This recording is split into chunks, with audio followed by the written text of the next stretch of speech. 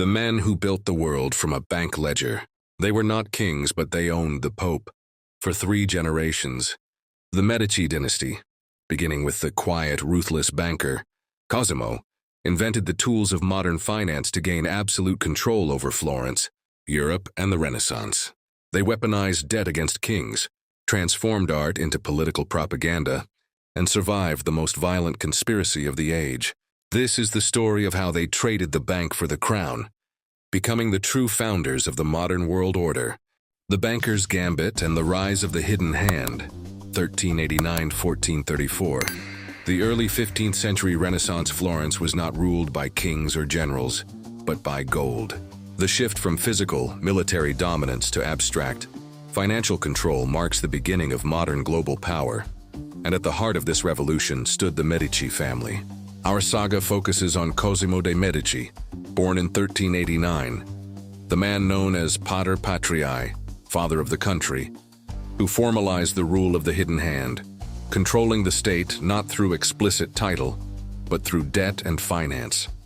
The true founder of the family's wealth was Cosimo's father, Giovanni di Medici de' Medici. Giovanni transformed the family's small trading firm into the most powerful bank in Europe through one single master stroke of monopoly strategy. That strategy was securing the exclusive rights to handle the accounts and funds of the papacy, the Catholic Church, and the Vatican. This single contract gave the Medici Bank access to an unparalleled, steady global flow of cash from every nation in Europe, turning them into the largest financial institution of their time and making them indispensable to the Church itself. This established the first critical lesson of the Medici Code. Control the cash flow of a universal institution, and you control the world. Cosimo inherited this vast empire in 1429. He was not a flashy tyrant. His power was derived from quiet, intellectual calculation and strategic patience, contrasting sharply with the aggressive display of wealth favored by his rivals. Cosimo's primary political strategy was indirect control. He understood that seizing the government outright would trigger immediate, violent resistance from the established Florentine aristocracy, particularly the powerful Albizzi family. Instead, Cosimo chose to control the levers of the Republic. He manipulated the tax system, ensured that favorable voting officials were elected through controlled debt, and strategically bankrupted his enemies. Crucially, Cosimo also utilized cultural patronage as a tool for political soft power, a unique element of the Medici Code.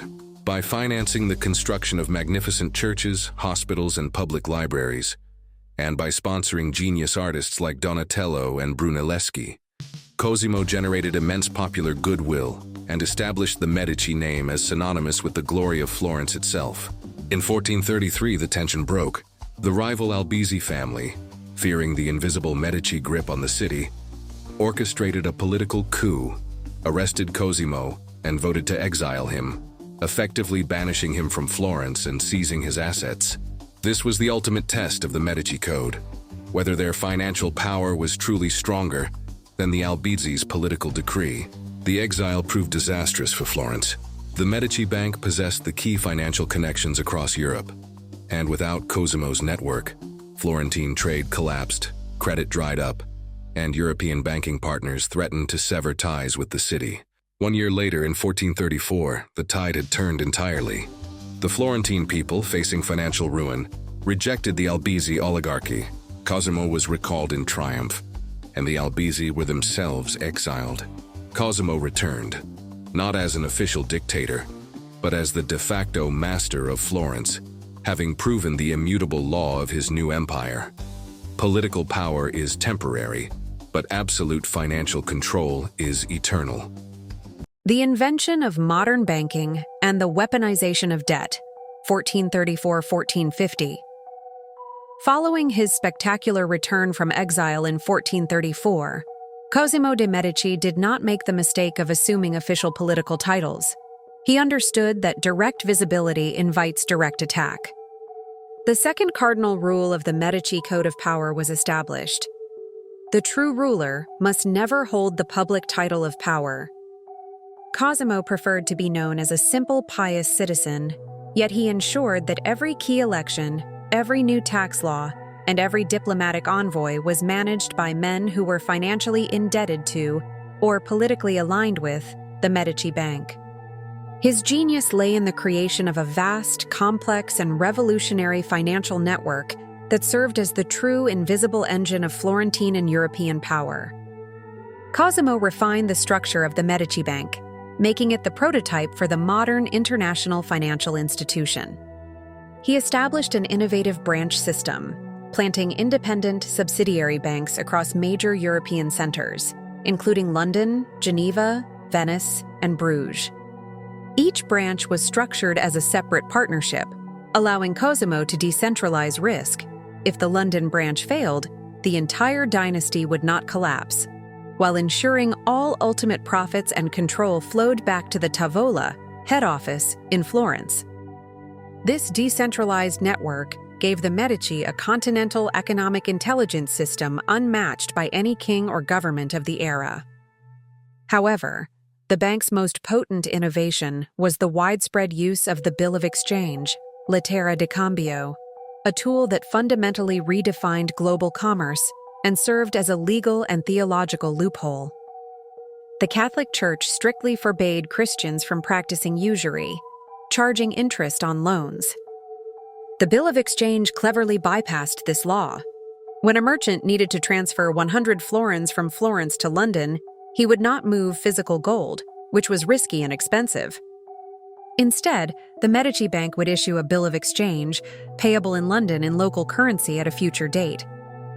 The fluctuating exchange rate between the florin and the pound provided the profit margin, which, while functionally interest, was legally classified as a currency hedging fee. This innovation allowed Cosimo to move capital silently and safely across Europe, bypassing religious and political scrutiny while charging handsome rates, creating enormous capital reserves used for political maneuvering. Cosimo's final and arguably most important secret weapon was an internal accounting system that provided him with absolute, instantaneous clarity: the revolutionary use of double-entry bookkeeping. While his competitors relied on clumsy single-entry ledgers, Cosimo received precise, real-time reports detailing the assets, liabilities, and profitability of every single branch and political debtor. This mastery of information, treated almost as a state secret, provided the Medici with an unparalleled tactical advantage, allowing Cosimo to predict economic shifts and manipulate his rivals long before they understood their own financial peril. This financial apparatus was then deliberately weaponized. Cosimo used the immense capital to extend massive, politically binding loans to the most powerful figures in Europe. He lent heavily to popes to fund papal wars and cathedral construction, ensuring the eternal loyalty of the Vatican, and he financed cash-strapped monarchs like Edward IV of England, making entire kingdoms indebted to the private Bank of Florence. The result was a philosophical contradiction. Cosimo, the quiet man of piety, was the most powerful individual in Europe, controlling popes and kings through the simple, inescapable mechanism of debt. The Medici were no longer mere bankers. They were the indispensable financial architects of the Renaissance world order, ruling from the shadows through the perfect application of their financial code. The weaponization of beauty, patronage as political propaganda, 1450–1464. With his financial dominance secured through the revolutionary banking system, Cosimo de' Medici turned his attention to his third, most visible, and perhaps most subtle pillar of power: cultural patronage. For the Medici, the funding of art, architecture, and scholarship, the very engine of the Renaissance, was not an aesthetic hobby, but a calculated, advanced form of political propaganda and reputation laundering. The third cardinal rule of the Medici Code of Power was established: use public spectacle and beauty to deflect attention from the private, ruthless nature of your wealth. Despite their indispensable financial power, the Medici were despised by the old noble families who saw them as mere merchants or usurers, and mistrusted by the populace, who correctly sensed the hidden, unelected hand controlling the Republic. To counter this resentment, Cosimo made immense strategic investments in the public domain. ensuring that every Florentine citizen associated the name Medici with prosperity, piety, and beauty. His patronage served several key strategic functions, all aimed at securing political loyalty through soft power. Firstly, it was a massive job creation program. By constantly commissioning new churches like San Lorenzo, cathedrals, and public works, Cosimo kept thousands of artists, masons, laborers, and artisans gainfully employed. In the volatile Republic, a working population was a peaceful population, ensuring that the working class viewed the Medici, not the official government, as their benefactor and protector. Secondly, his patronage was an intellectual takeover. Cosimo possessed an insatiable curiosity and used his immense wealth to fund the humanist movement, centered on the revival of Greek and Roman classical texts. He hired agents across Europe to hunt down forgotten manuscripts and establish the first major public libraries since antiquity, ensuring that humanist thought, which emphasized the dignity of man and rational discourse, flourished under the Medici banner. By controlling the dominant philosophical movement of the era, Cosimo secured not just political loyalty, but intellectual supremacy, branding the Medici as the enlightened protectors of civilization itself. His own family residence, the Palazzo Medici, was a strategic masterpiece of architectural propaganda. Though luxurious and imposing, it was deliberately styled as the home of a wealthy citizen, rather than a reigning duke. The external austerity projected humility, while the scale of the building, larger than any nobleman's palace, subtly affirmed the family's ultimate power without crossing the line into open tyranny. Adhering to the facade of a simple republic, the culmination of this strategy was the direct patronage of individual artistic geniuses. Cosimo funded the work of artists like Donatello, whose bronze statue of David stood as a symbol of Florentine liberty, directly linking the Medici to the city's highest ideals. He paid for frescoes by Fra Angelico, ensuring that the divine religious context of Florence was also linked to Medici generosity. Through this calculated colossal investment in beauty, Cosimo successfully transmuted his family's reputation from that of mere moneylenders, usurers, to that of the indispensable saviors and cultural fathers of Florence. By the time of his death in 1464, Cosimo had achieved complete control. He never held the title of prince, but he had proven that in the New World Order, soft power generated through calculated generosity and beauty was a more stable and powerful currency than gold alone. The Magnificent Successor and the Pazzi Conspiracy, 1464-1478. Cosimo de' Medici's death in 1464 marked the end of the dynasty's founding generation and initiated the most critical challenge to the Medici code of power, succession. The second key lesson of dynastic longevity is the necessity of strategic adaptation, a principle quickly tested by Cosimo's son and successor, Piero de' Medici, nicknamed the Guti, due to chronic, debilitating illness. Piero was intellectually capable, but his physical weakness invited immediate, aggressive tests from rival oligarchs who believed the hidden Medici system would collapse without Cosimo's strong hand. Rivals attempted to expose the complicated financial ledgers, hoping to destabilize the banking empire. Piero, despite his illness, survived the financial and political machinations for 5 years, proving that the structure Cosimo built was stronger than the individual who led it. In 1469, the leadership passed to Cosimo's grandson, Lorenzo de' Medici, a man whose political style completely inverted the quiet conservatism of his grandfather. Lorenzo, quickly known as Il Magnifico, the Magnificent, was a poet, diplomat, public statesman, and the charismatic embodiment of the Renaissance, spending far less time managing the bank's ledgers than he did managing Florence's foreign policy. This pivot was essential. The age demanded a powerful public figurehead, and Lorenzo expertly filled the void, using public festivals, cultural patronage, and lavish displays of power to cement the Medici rule through popular love, rather than just financial debt. However, Lorenzo's direct involvement in Florentine policy and his increasing defiance of foreign powers fueled a dangerous, powerful resentment. The growing storm materialized in a coalition between the wealthy, rival Pazzi banking family and the vengeful Pope Sixtus IV, who viewed Lorenzo as an insolent upstart blocking papal financial and territorial ambitions. This coalition recognized that the only way to destroy the entrenched Medici system was not through economics, but through sudden, shocking direct violence. The ultimate challenge to the Medici Code occurred on Easter Sunday, April 26, 1478, during High Mass at the Florence Cathedral, the Duomo, an event known as the Pazzi Conspiracy. The conspirators, including the head of the Pazzi family and the Archbishop of Pisa, planned to assassinate both Lorenzo and his younger brother, Giuliano de' Medici, simultaneously in the sanctuary. The assassination attempt succeeded in brutally murdering Giuliano, who was stabbed 19 times by a priest, but crucially failed to kill Lorenzo.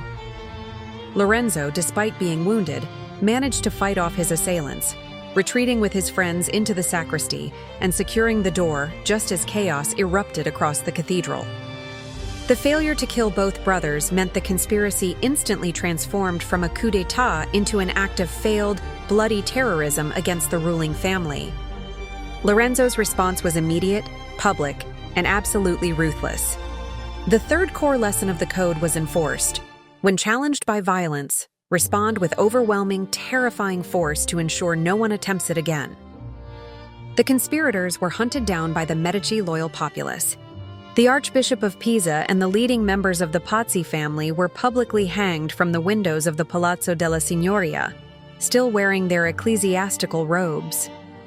The Pazzi family was utterly annihilated, their name erased, and their assets seized.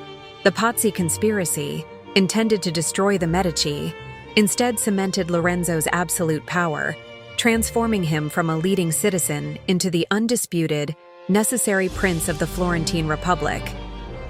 Diplomacy as the ultimate weapon and the bank's decline, 1478 to 1484. The bloody aftermath of the Pazzi conspiracy did not bring peace. It immediately escalated into a full-scale, existential papal war against Florence.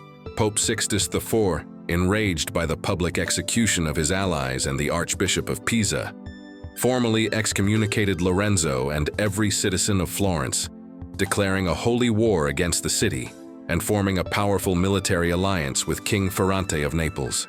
Florence was politically and spiritually isolated, facing the combined military might of the Papal States and the Kingdom of Naples, an unstoppable force that threatened to completely dismantle the Republic and end the Medici Dynasty by force. The military situation was dire.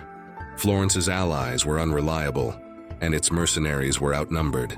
Lorenzo, recognizing that a military solution was impossible, chose to apply the ultimate lesson of the Medici Code. Personal audacity and strategic diplomacy can dismantle a military coalition more effectively than any army. In late 1479, Lorenzo embarked on his most audacious and high-risk personal gamble. He secretly sailed to Naples, the enemy capital, to negotiate directly and alone with King Ferrante, leaving his family and city exposed.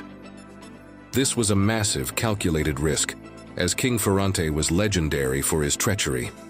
He often invited enemies to dinner only to betray and execute them. Lorenzo's power lay not in threats but in soft influence. He spent months at the Neapolitan court, using his renowned charisma, intellectual brilliance, and diplomatic subtlety to charm and convince the ruthless king. Lorenzo successfully argued that the true danger to the Italian peninsula was not Florence, but the volatile, aggressive political ambitions of the papacy itself, which sought to establish a temporal superpower over all of Italy. The personal appeal worked. King Ferrante, convinced by Lorenzo's argument and perhaps seduced by the promise of future Medici financial favors, dramatically defected from the papal alliance. Ferrante signed a separate peace treaty with Florence in 1480, publicly betraying the Pope and forcing Sixtus IV to reluctantly end the war. This diplomatic masterstroke instantly cemented Lorenzo's reputation across Europe, transforming him from a besieged tyrant into the ultimate political arbiter and guarantor of peace on the Italian peninsula. However, while Lorenzo's political star was at its zenith, the Medici banking empire was simultaneously and quietly crumbling. The constant political turmoil, the crippling cost of the Papal War, and Lorenzo's own strategic neglect of the financial ledgers, he was too busy governing and patronizing the arts, had eroded the bank's stability. The critical branch managers, e.g. in London and Bruges, were inexperienced or corrupt, resulting in massive, unsustainable losses from bad loans to monarchs and nobles. Lorenzo faced a final strategic choice: either return his full attention to the bank, restoring its financial health, or allow it to decay while maintaining absolute political control over Florence. Lorenzo chose politics. He viewed the bank, which had been the original source of the family's power, as merely a tool, and he was willing to break the tool to preserve the power it had created. The Medici Dynasty decisively pivoted from being a European banking power that ruled Florence to being the unquestioned political dynasty that happened to own a bank, ensuring the family's long-term survival at the expense of their financial empire. The Golden Age of Control and the Fragile Succession, 1484–1492. Following his audacious diplomatic victory against the Papal War, Lorenzo the Magnificent entered his final golden decade as the undisputed master of Florence and the most crucial political figure in Italy. He was widely known as the Needle of the Balance, L'ago della Bilancia, a diplomat whose primary power was not derived from military strength or even the bank's declining capital, but from his ability to prevent conflict among the powerful Italian states. The fourth strategic lesson of the Medici Code was affirmed. In an era of warring states, the mediator who guarantees peace holds the ultimate political leverage. Lorenzo spent these years perfecting his soft power strategy, transforming Florence into the luminous, undisputed intellectual and artistic capital of the Western world. This was the height of the Renaissance, financed by Medici gold and directed by Lorenzo's vision. He was the personal patron of the greatest living minds. Leonardo da Vinci received commissions, and the young Michelangelo Buonarroti was housed, educated, and trained within the private Medici gardens, studying classical sculptures. Lorenzo's power was built on intellectual control as much as financial control. He founded the Platonic Academy, fostering the revival of ancient Greek philosophy and solidifying his image as the enlightened leader of mankind's intellectual rebirth. Yet, this peak of power was simultaneously undermined by two critical flaws that Lorenzo failed to neutralize, ultimately leading to the dynasty's temporary collapse.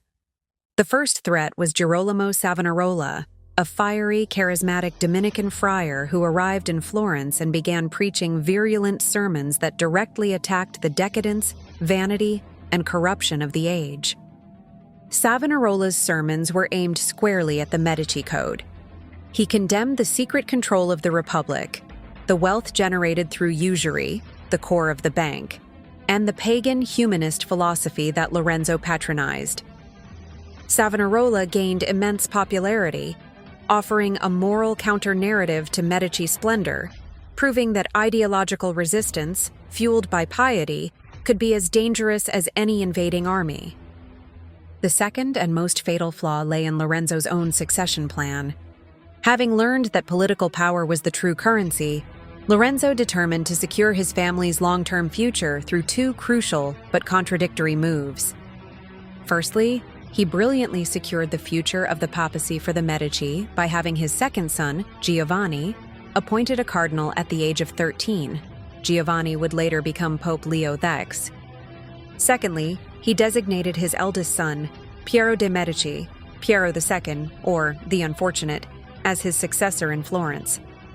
Unlike his subtle grandfather and brilliant father, Piero was physically strong but politically arrogant, rash, and completely devoid of the quiet financial shrewdness and diplomatic patience necessary to maintain the balance. Lorenzo, by prioritizing the church's long-term capture over immediate political competence, broke the first rule of the code. Never hand absolute power to a man incapable of wielding it with subtle strategy. On April 8, 1492, at the age of only 43, Lorenzo the Magnificent died. The event was immediately recognized as an earth-shattering geopolitical event. King Ferdinand of Naples famously declared upon hearing the news, "He lived to keep the peace of Italy, and now that he is dead, I predict the wars will begin." The golden age of Florence was instantly over, leaving a weak successor facing a fanatical prophet, and the entire Italian peninsula poised for a terrifying foreign invasion. The collapse, exile, and the triumph of the dynasty, 1492 to 1537.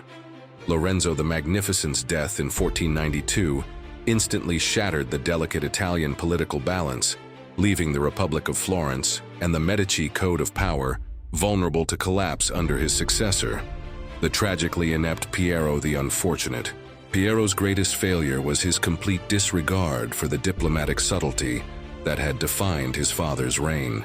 The external threat materialized immediately when King Charles VIII of France invaded Italy with a massive army, aiming to conquer Naples. When the French army reached the borders of Tuscany in 1494, Piero, rather than attempting to negotiate or rally support, panicked. He met the French king and, in a single humiliating act of capitulation, immediately handed over key Florentine fortresses and ports without consulting the Republic. The Florentine people, outraged by this dishonorable surrender, revolted. Piero was forced to flee the city with his family under a hail of stones, marking the second exile of the Medici Dynasty after only 2 years of rule. Florence fell under the spiritual and political control of the fiery, charismatic friar, Girolamo Savonarola. Savonarola established a puritanical theocracy, driven by moral rigor and a fierce rejection of the Medici's humanist values. He orchestrated the famous Bonfires of the Vanities, where Florentine citizens publicly burned thousands of expensive art objects, books, jewelry, and secular writings. Savonarola's rule embodied the tragic failure of pure ideology to sustain political power. While morally zealous, his government lacked the financial acumen and diplomatic skill necessary to govern a complex republic and manage foreign affairs. His ultimate enemy was not a rival banking family, but the institution of the papacy itself, which he constantly criticized. The papacy, viewing him as a dangerous heretic, excommunicated him, and internal political factions turned against him. In 1498, the radical experiment ended when Savonarola was arrested, tortured, convicted of heresy, and publicly hanged and burned in the Piazza della Signoria, the very square where Lorenzo had executed the Pazzi conspirators. The stage was set for the ultimate comeback, achieved not through the financial ingenuity of Cosimo, but through the strategic planting of the family name in the highest office of Europe, the Church. In 1513, Lorenzo's second son, Giovanni de' Medici, successfully became Pope Leo X. The final, decisive lesson of the Medici Code was realized. Institutional power is superior to individual power. When the local base fails, the centralized global institution provides the ultimate guarantee of survival and restoration. Pope Leo X immediately used the full military and diplomatic power of the papacy to violently restore the Medici to Florence, establishing their rule once more. The final chapter of the saga came in 1537, with Cosimo de' Medici, a distant branch relative, who, learning from the volatility of indirect rule, finally abandoned the facade of the hidden hand. With imperial backing and ruthless, decisive military action, Cosimo I formally abolished the Republic and proclaimed himself Grand Duke of Tuscany, establishing a dynastic, authoritarian monarchy. The Medici Code of Power, the financial, subtle, indirect rule built by Cosimo the Elder, had finally evolved, reaching its endpoint. The full, formal seizure of the state, ensuring that the family, whose power began in a bank ledger, would reign as official monarchs for another 2 centuries.